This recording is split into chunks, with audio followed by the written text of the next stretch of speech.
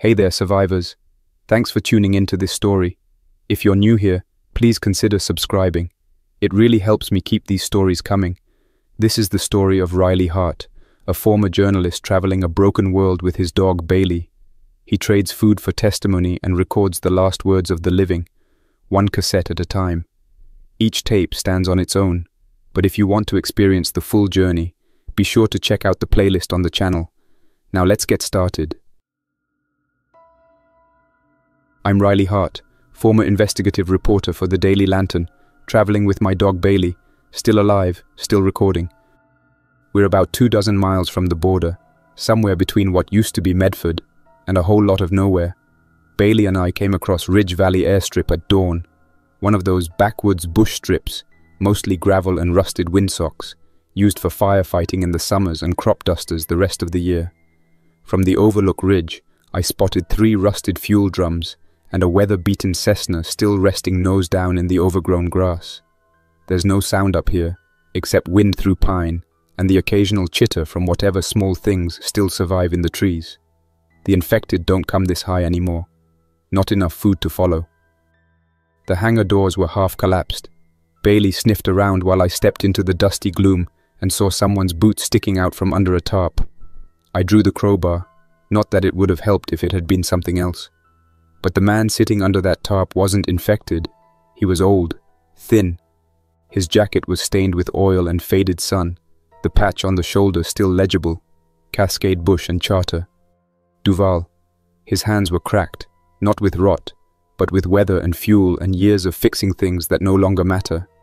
He looked up, didn't flinch, didn't say anything until I offered him half a can of green beans and sat down near a workbench cluttered with empty shotgun shells and faded topographic maps. After a long silence, he finally spoke. His voice was hoarse, like he hadn't used it in weeks. "You're not the first to come looking for this story," he said, "but you might be the last who actually listens." I pressed the record button. The light came on. Captain Duval, 63, maybe older, born in Juneau, Alaska, but flew all over the Pacific Northwest. He wasn't military, never wanted to be. He liked low altitudes, short takeoffs, and the kind of flying where your landing strip was sometimes just a gravel bar or a frozen lake. He used to joke that GPS was for tourists. Real pilots read terrain like a poet reads the world. When the infection spread north, just before the major media blackout, Duval was contracted by FEMA through a private subcontractor called Helio West. His job was to shuttle medical personnel and critical patients between isolated clinics that weren't reachable by road anymore. Small strips, high valleys, emergency airdrops, that sort of thing. The last job he ever took was out of Roseburg, flying into an ad hoc field hospital set up at Crater Lake Lodge. "You know what it's like to land a Skywagon in a parking lot lined with corpses?" he asked me. "They used to paint the wind direction on the pavement with spray cans. When the paint ran out, they used the dead." That wasn't the first moment I lost my words today, but it was the first time I noticed his hands trembling. Not from fear, but from memory. He flew in and out of the crater 3 times. On the 4th, he was told to divert. Too many infected in the area. Crater Lake was lost. His new route was a clinic near Klamath Falls. But something changed. His transponder got pinged mid-flight by a ground radar sweep. Not military, not FAA. He couldn't confirm who was broadcasting. Just a blip and a voice.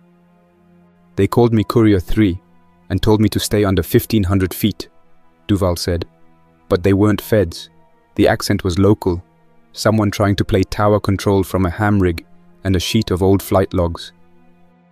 He should have turned back, but the patient on board was already showing signs. Early infection, paramedic with a scratch on his neck, still lucid, begging not to be left behind. Duval pressed on. 15 miles outside Klamath airspace, something blinked in his dash. Engine temp was stable, fuel levels fine, but then, 3 flashes from the tree line near a ridge. "I didn't realize what it was until the wing tore," he said. A single high-velocity round punched through the left wing and clipped his aileron. Second round took out part of the rudder. The Skywagon went into a spiral. He managed to flatten it out long enough to pancake into a hayfield near Bly Mountain. The plane crumpled, flipped once, and caught fire. Duval crawled out with second-degree burns on both arms. The paramedic didn't make it. The poor kid had unbuckled before impact, thinking he'd be the first out. "I never found out who fired the shots," he said, "but 2 days later I saw them. A group, armed, organized, camo-wrapped and arrogant. Ridgeback patriots. Not federal, not law, just a militia from back east somewhere, claiming to protect Oregon's borders. They thought he was a government courier bringing in infected. They said any plane flying under the radar was fair game." "You know what I said?" he asked. "I said, you didn't kill a threat. You killed the last pilot who still flew patients out." One of them spit at his feet and said, "Then maybe next time fly with a bigger flag." He never flew again. The Ridgeback group stripped the wreck, took his med supplies, looted the crash site, and left him for dead. He crawled back toward the airstrip over 2 days, living off wild berries and melted frost. That was 17 months ago. He's been here since. Every week or two, someone wanders in. Most think he's long gone. He tells the same story, or pieces of it, in exchange for food or batteries, or sometimes just to prove he hasn't imagined it all. "You know what hurts worse than the crash?" he asked, "knowing I could have saved 3 more if I hadn't listened to that bogus tower call. They lured me low, made me easy to see, and when they saw me, they pulled the trigger." I asked if he remembered the voice on the radio. He nodded. Woman, early 40s, calm, knew just enough radio jargon to sound legit, but she said hectopascal instead of inches of mercury. That's how I knew. He looked away when he said that. Not like he was hiding something, but like it was the kind of detail that still kept him up some nights, like a word out of place in a sentence you'll never stop replaying. Before I turned off the tape, I asked him one final question. If you could go back to the last moment before takeoff, would you still fly?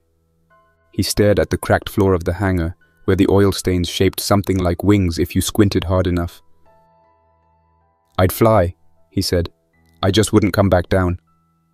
That line stayed with me longer than I wanted. I didn't speak after it, didn't nod, didn't offer another question.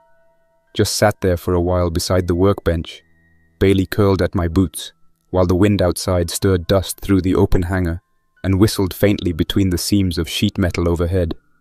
The kind of silence that comes after something final, like a door closing in a house you once lived in. You don't try to open it again. You just listen to the echo. When I finally did speak, it wasn't about the past. I asked where the crash had happened exactly.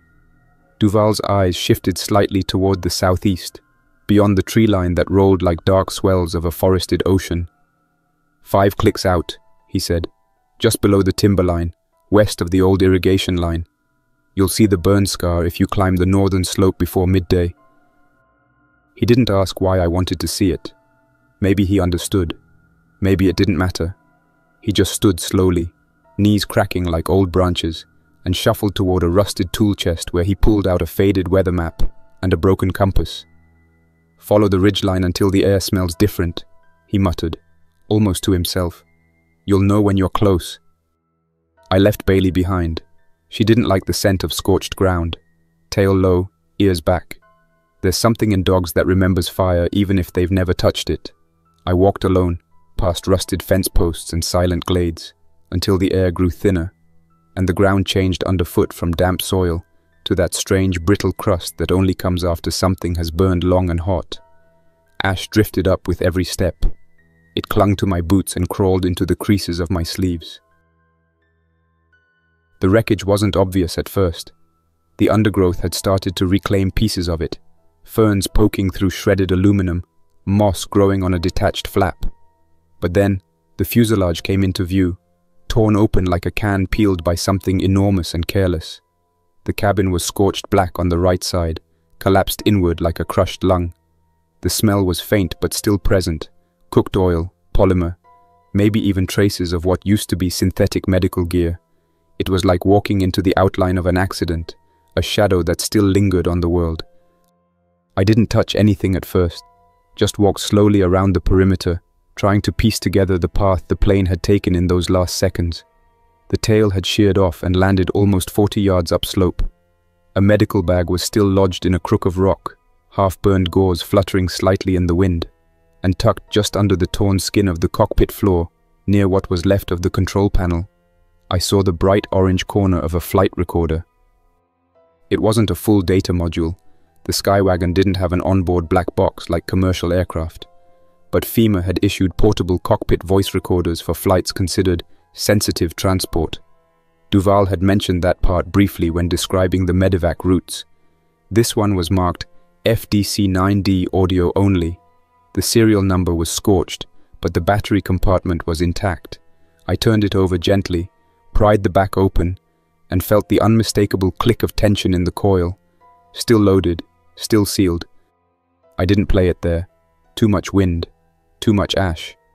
Instead, I wrapped it in cloth and made the slow walk back to the hangar, past trees that had grown twisted in the absence of fire crews, under power lines that buzzed faintly even now, ghost currents or old transformers feeding static into nothing. Duval saw what I carried before I even reached the door. He stood straighter than before, hands stiff at his sides. "You found it," he said. Not a question. His voice was flatter now, something between dread and surrender. I set the recorder on the bench, dusted off the casing, and nodded toward his pile of salvaged electronics. "You've got a battery pack and some speaker wire. We can run it." He hesitated, looked down at Bailey, who had already settled back in beside my gear bag, and then back at me. "There's things I remember," he said quietly, "but I never knew if they were real. Might be better to leave it that way." But neither of us walked away. He wired it up with careful fingers, checking polarity by memory. The speaker he used was tinny, salvaged from an old radio tower headset, but it worked. He spliced in a toggle and looked at me once more. I don't want to be the one who presses play. So I did. There was a long hiss, static and air pressure, a faint whine of wind through a partially open window. Then, the unmistakable sound of flight, the rhythmic stutter of engine cylinders, a low hum beneath. Duval's voice came first, calm and clipped, running through a checklist with someone off mic. Stabilizers responding, barometer holding, Klamath vector confirmed, 15 minutes out, altimeter reads 12.9. There was a pause. A different voice came through, female like he said, clipped, calm, not monotone but neutral. Courier 3, adjust heading 10 degrees south, maintain altitude. Repeat, maintain altitude until visual confirmation. You are clear into corridor Echo 7. The phrasing was just wrong enough. Real ATC doesn't say visual confirmation like that without a follow-up, and Echo 7 wasn't a known corridor. It was almost like jargon layered over a bluff. The voice had a hint of Pacific Northwest accent, but there was something else beneath it, something not from the air. Duval's voice again. Negative. This corridor wasn't on initial routing. Confirm who's requesting redirect. Then the woman. Courier 3, maintain heading. We have critical personnel awaiting evac. Delay will compromise package integrity. Even Duval on the tape didn't like the phrasing. Say again? Package integrity? That's when the voice changed slightly, less formal, like the speaker dropped the mask a bit. Keep your eyes forward, Captain. You're not alone up there. The audio cut out for 10 seconds. Just wind and the low clunk of shifting weight in the cabin. Then, Duval again, whispering now. This isn't FEMA. This isn't Tower. Someone's bouncing me off a repeater. Another voice came in, this one panicked and muffled. The medic, likely strapped into the rear bench. What's wrong? Are we turning back? Duval didn't answer. The plane began to bank, engine pitch changing. Then, 3 sharp snaps. Not like a malfunction, like something punched the air in quick succession. Then, metal rending. The scream of destabilized flaps, a sharp yell. The recorder whined and cut as the plane went into final descent. When it ended, the speaker clicked, and the room went silent again. Duval didn't move. I let the static fade and reached for the toggle to turn it off. But he spoke before I could. She said that last part, "You're not alone up there," like it was a warning. But who was she warning me about? The men in the woods with the rifles, or someone else? He sat down hard on an overturned drum, his face pale and tight. She knew, whoever she was, she knew what would happen. I rewound the tape, Just that part, and let it play again. It wasn't just the content that disturbed me. It was the cadence. It had the slow control of someone used to giving orders, not from a control tower, but from somewhere quieter, an ops room maybe, or a temporary field command, someone not bound by protocol anymore.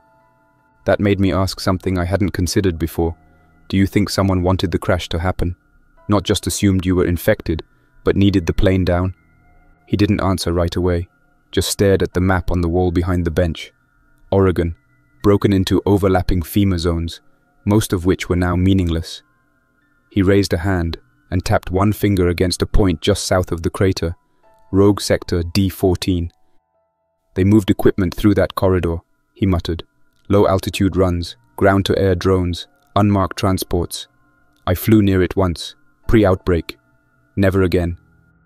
I knew D14. It showed up in one of the sealed procurement documents I had tried to FOIA before the press blackout. The one that referenced perishable biocargo units under Project Cedarline. The file had been redacted so hard I could barely even prove the project existed. But now I had a voice. A tape. A burned-out pilot with nothing left to lose. Duval leaned back, exhaled slowly. They didn't just shoot me down. They wrote me off. What was the medic's name? I asked quietly. Larson, he said after a long silence. Evan Larson, 27. His last words were, "We're gonna make it, right?" He reached under the bench and pulled out a folded flag, singed, dirt-stained, but still intact. Found it in his bag. Thought he might have wanted it. We didn't speak for a while after that. Bailey stirred and came closer, pressing her head against my leg. Outside, the wind had picked up. Clouds moved low and fast over the ridgeline, casting flickering shadows through the broken roof. The day was fading, but the story wasn't over. There was still the signal, the woman's voice, the repeater tower she must have used. I asked Duval where the transmission could have originated. He stood slowly, pointed toward a line of hills beyond the trees. There's a fire lookout up there. Burns Ridge. Has line of sight to most of the valley. I checked it once, early on. Power was dead, but the dish was intact. Someone could have spliced in a broadcast. Is it walkable? Not easy, he said, but you're not dragging a stretcher like I was. I looked back at the black box. It had gone still again. I decided I'd hike up in the morning. Because somewhere out there, the woman who gave that final order, who directed Duval into a kill zone, might still be alive. That thought kept circling in my mind as I lay on the cracked hangar floor, wrapped in my jacket beside Bailey. She was twitching in her sleep, legs paddling against the concrete like she was chasing something in her dreams. I couldn't sleep, not after hearing the tape, not with that voice playing over and over in my head. There was no anger in her tone, no panic, no rush, just the cold, surgical cadence of someone who wasn't asking, but expecting to be obeyed. I kept staring at the outline of the ridge through the fractured skylight. The tower Duval had pointed to was hidden behind the first line of trees, but the angle was clear. Elevation at Burns Ridge was just over 4,200 feet, according to the topo map. It had once served as a fire lookout post for the U.S. Forest Service, built decades ago, wood frame on concrete piers, long since decommissioned before the outbreak. But the fact that the communications dish was still intact meant someone had reactivated it. Maybe not recently, but recently enough that Duval remembered. At first light, I packed up what little I had. 2 cans of peaches, a rusted folding knife, a magnesium fire starter, and 3 partially charged batteries I'd bartered from a truck stop weeks ago. I left the heavier gear behind with Duval. He didn't ask questions, just nodded once and handed me a broken-handled machete. Not for them, he said, without needing to explain who he meant. It's for the things that talk. The trail started as little more than a game path. I followed the old maintenance road for about half a mile before the gravel disappeared and the incline began. Pines closed in tight overhead, casting long shadows across the moss-covered ground. I passed a rusted Forestry Service sign half buried in bramble. The words Burns Ridge were still visible, though most of the lettering had peeled with age and rain. The deeper I moved into the trees, the more the landscape felt untouched by the world's unraveling. No tire tracks, no footprints, no broken branches. It was as if nothing had dared pass this way in years. I climbed steadily for 3 hours, taking breaks only when the silence became too oppressive. That kind of quiet isn't peaceful. It's loaded. It pushes in on you. Every snapped twig or rustle of wind through dead leaves becomes a question with no answer. Around noon, the tower came into view.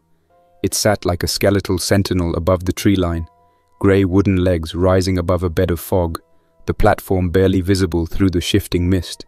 As I crested the last incline, I saw that the access stairs were mostly intact, though several planks had rotted through.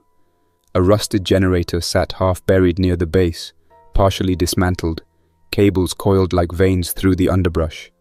A dish antenna pointed southeast, mounted to the railing above. Weather faded, but otherwise untouched.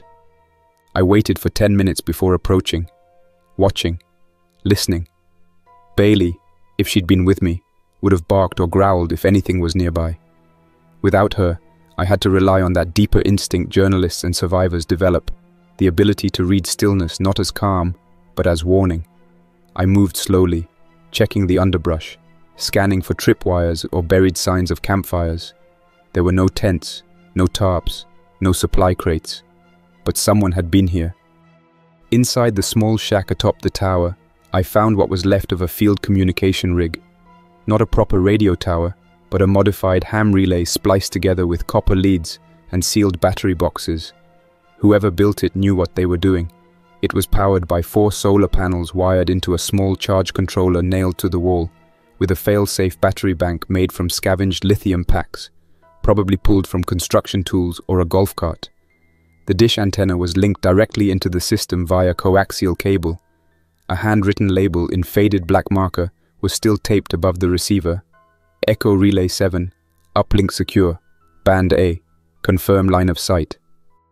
I searched the interior. There were no sleeping bags, no ration packs, nothing personal, just the gear and a folder wedged beneath the charge unit, water damaged but still legible. I opened it carefully, flipping past the first few pages. They were copies, flight paths, maps, and scribbled notes about aircraft identifiers. Several were highlighted in red ink, and then I saw one that made me freeze. Courier 3 and 1729F. Route: Roseburg to Klamath to Crater Lake Lodge. Status: compromised. Action: redirect. E7 protocol. Operator clearance: J. Rowan. That name. Not the medic. Not Duval. Someone else. The one who gave the redirect. I checked the back of the page. No signature, no timestamp. But it confirmed what Duval suspected. He wasn't shot down by accident. He was redirected into a kill zone under a protocol. E7. The same one the voice on the tape had referenced. Corridor Echo 7.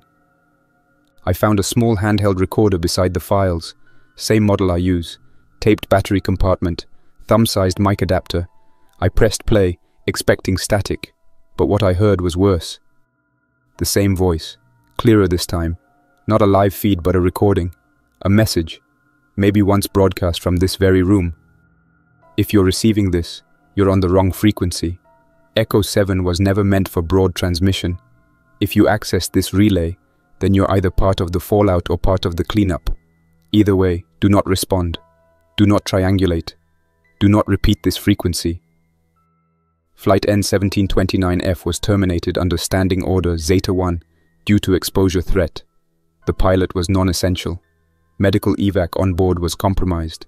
Secondary targets in the zone were not confirmed. If you are reading this, stay off the corridor. There was a mechanical click, then silence. I sat down slowly.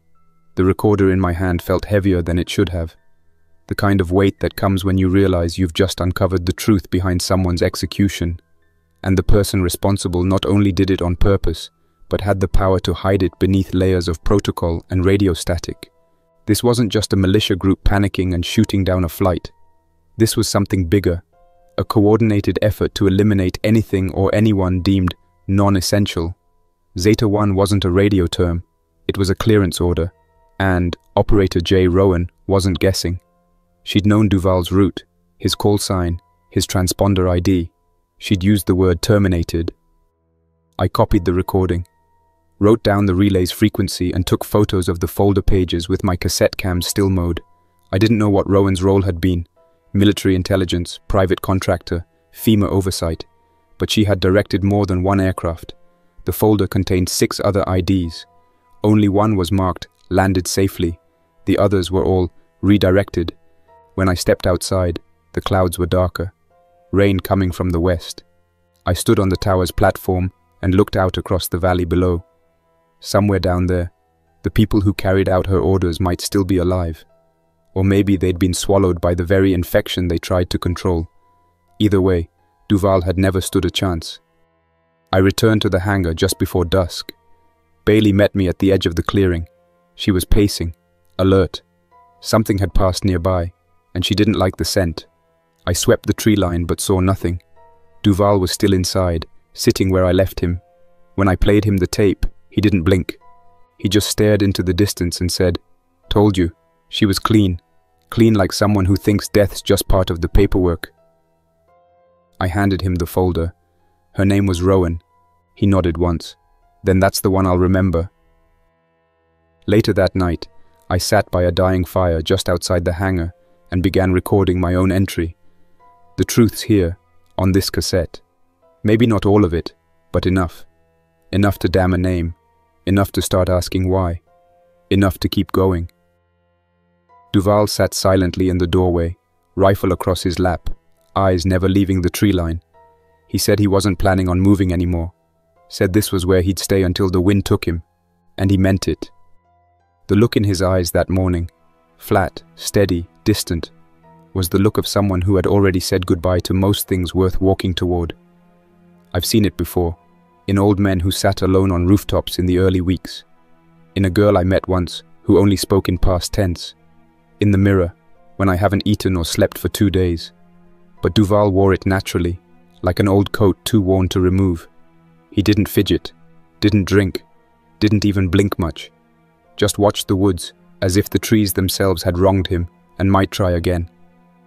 I was ready to leave. Bailey already had her leash looped loosely around my pack, and I'd stuffed the taped recording of Rowan's voice into the inner pocket of my coat. But I didn't go. Not yet. Something in the way Duval sat there, still but not settled, made me stop and step back inside.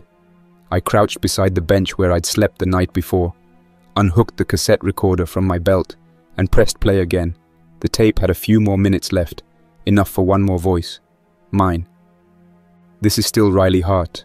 I've spent the last 2 days here at Ridge Valley Airstrip, speaking with Captain Duval, pilot, mechanic, survivor. I've documented the crash, the redirected flight, the false signal. But before I leave, I want to ask something else. Something we forget to ask when we're chasing names and files and dead signals. How does someone like Duval survive? What keeps him here, year after year, above the infected line, without help, without movement? I turned to face him, recorder still running. Would you mind telling me? He didn't answer at first, just exhaled through his nose, leaned the rifle against the doorframe, and rubbed the back of his hand across his cheek like the question itched. You sure you want to know that? He said. It ain't pretty, ain't noble either. I'm not here for pretty, I told him, and noble died a long time ago. He gave a tired nod and stood slowly, motioning me to follow. We walked around the back of the hangar, where the trees thinned and the gravel gave way to patches of dry, cracked soil. What I saw surprised me, not because it was impressive, but because it was functional, real, lived in. A small terraced garden built out of stacked tires and scrap sheet metal, surrounded by a makeshift fence of salvaged fencing and bent rebar. Rows of kale, onions, and something resembling chard sprouted in uneven lines. At the far end, 3 half-buried plastic barrels caught runoff from a rusted awning, funneling water into a shallow trench system that fed the beds during rain. Started with radish and rye, he said, gesturing toward the middle row. Didn't keep. Kale was better, needs less sun, grows even if the soil's half dead. He pointed to an old washing machine drum repurposed into a fire pit/smoker. I dry the greens, sometimes grind them into powder, mix with water and a pinch of salt. Keeps the guts working. Everything else, squirrels, birds, occasional mule deer if I'm lucky, I hang and cure. Got some smoked leg jerky in the corner bin. What about the infected? I asked. He smiled slightly, but it didn't reach his eyes. They don't like elevation, or wind, or cold. When I first hiked back here, I'd see one every couple days. Mostly strays, wanderers, those who broke from a herd and got lost uphill. Now, maybe once a month, and they move slower up here. Air's thinner, blood doesn't pump right. You can see it in how they drag. He motioned toward the edge of the woods.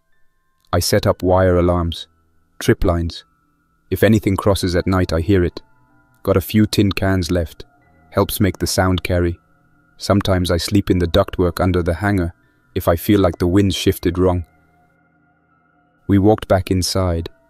He pulled open a dented locker in the corner and showed me a row of mason jars filled with dried nettles, root slivers, and jerky strips sealed in wax paper.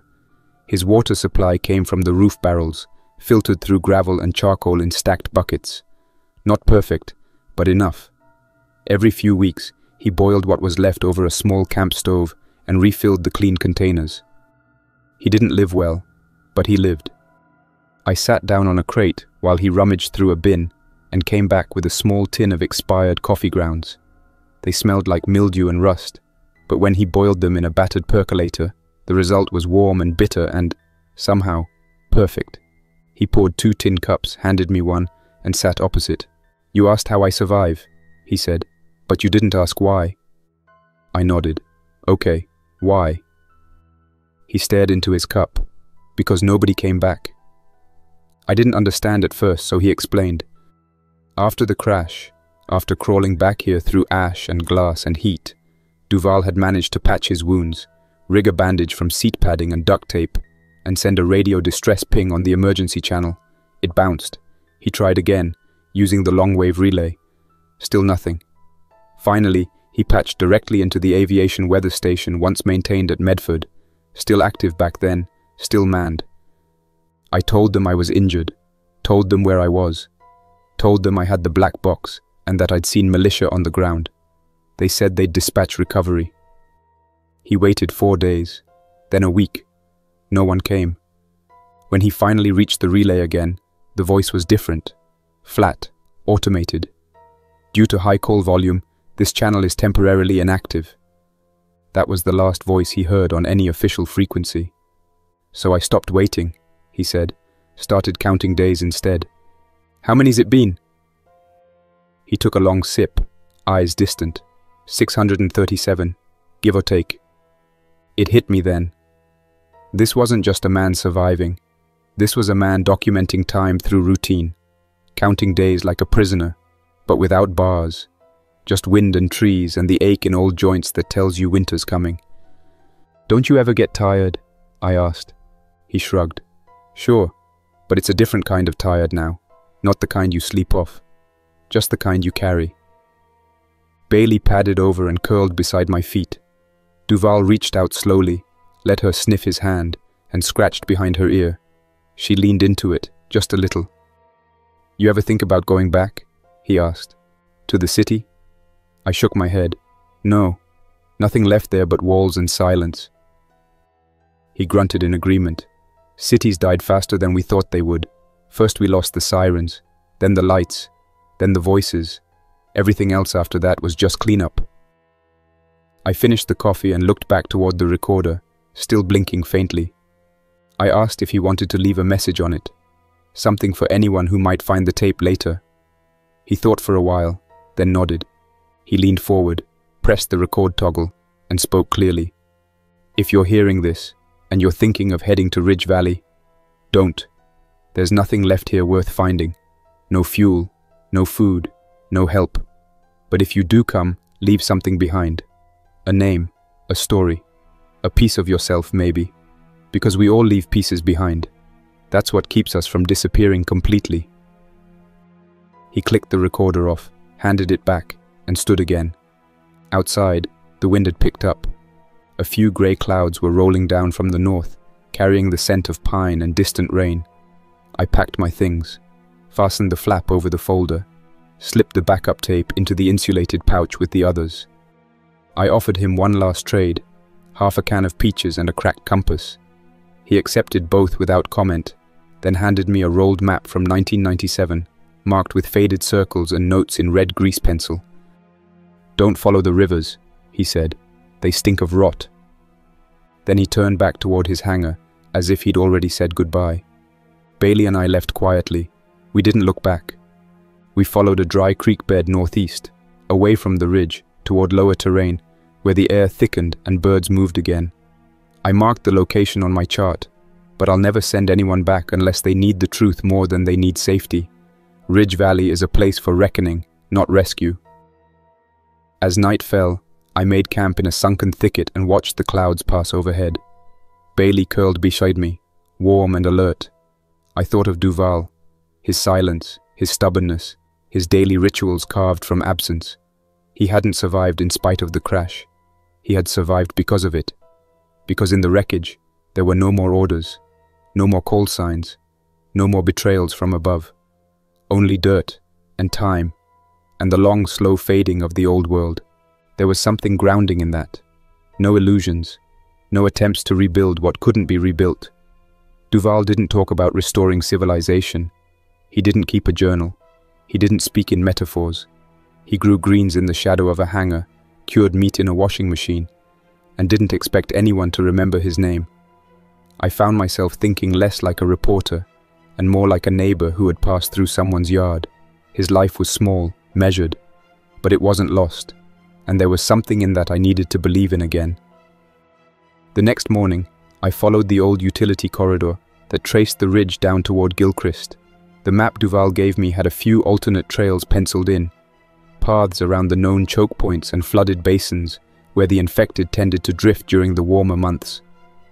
Elevation dropped steadily, and with it came noise. Crows, insects, distant gusts, things I hadn't heard clearly in days. Bailey moved ahead of me, ears flicking. She stopped often, nose pointed, then pressed forward again once she was satisfied the way was clear. By midday, the tree line broke, and I saw the first tracks. Old rail lines from the old Oregon trunk, still half buried in gravel and wild growth. The switching yard was about 2 miles farther east, just beyond the overpass where Route 97 used to cut south through the forest. I moved carefully now. The deeper I went, the more I saw signs of past traffic. Not fresh, but not entirely dead either.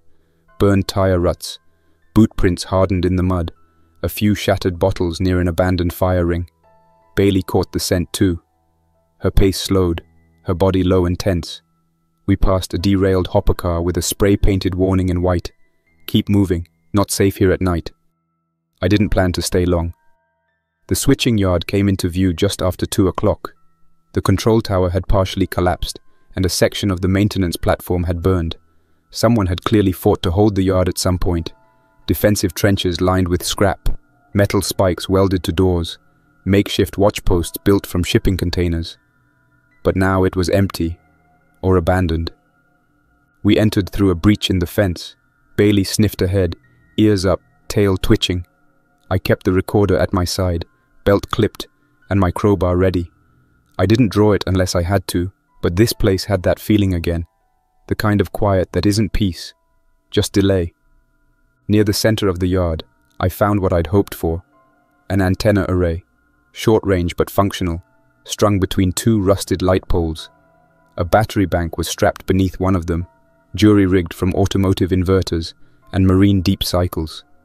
Someone had tried to turn this place into a transmission site, maybe even a beacon for other survivors. But it had been weeks, maybe months, since anyone had powered it up.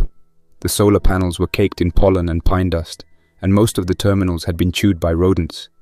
I spent the next hour cleaning the contacts, wiping the panels, and reattaching a few dangling copper leads. It wasn't perfect, but it would give me a narrow transmission band, short wave, low power, enough to push a signal across the nearest valleys if the sky stayed clear. By dusk, I had the line active. I sat inside the gutted office of a yard manager's shack, the door propped open to let the last of the light through. The floor was cracked concrete, littered with shredded reports and a few broken chairs. Bailey curled beside the doorway, alert but calm. I took out the cassette recorder, fed in Duval's message, and patched it through the signal box. Then I pressed play. His voice crackled to life on the open band, reaching across frequencies like a ghost traveling a road that no longer had any signs. If you're hearing this, and you're thinking of heading to Ridge Valley, don't. There's nothing left here worth finding. No fuel, no food, no help. But if you do come, leave something behind. A name, a story, a piece of yourself maybe. Because we all leave pieces behind. That's what keeps us from disappearing completely. I let it play once, then a second time. Then I let it loop, just once more, on low gain. Not enough to draw attention, but enough that anyone still scanning might catch it. Not a distress call, not a rallying cry, just a voice. That night, I slept beneath a collapsed loading platform, Bailey wedged between me and the wall. I watched the stars drift in and out of sight, obscured by fast-moving clouds. Somewhere in the distance, I heard the faint howl of something. Animal or not, I couldn't say, but it didn't come closer. Nothing did. In the morning, I packed. Left behind a fresh coil of copper wire in the shack, plus half a notepad with the date and Duval's name written in block letters. Taped the page to the transmitter rack. Someone might come through. Someone might listen. I didn't expect gratitude or understanding. I just wanted the man's words to live somewhere besides my memory. We left Gilchrist by the north end, following a broken service road that curved around the base of the old mill ruins. Bailey caught something small in the brush and ate quickly, probably rabbit, though I didn't look too close. I marked the tower's location in my notes, same way I've marked every site since I started. Some are gone now, burned, flooded, reclaimed by growth. Others might still be standing. Maybe one day I'll return and hear my own voice bouncing off steel. As the forest swallowed the yard behind me, I thought about what Duval had said, about leaving something behind. That's why I started the tapes. Not for answers, not even for proof, but to make sure the voices didn't vanish. The governments had their files, the military had its codes, the infected had their silence. But the survivors, all they had were memories, scattered, cracked, incomplete. If I could gather enough of them, maybe someone later could build something from the fragments.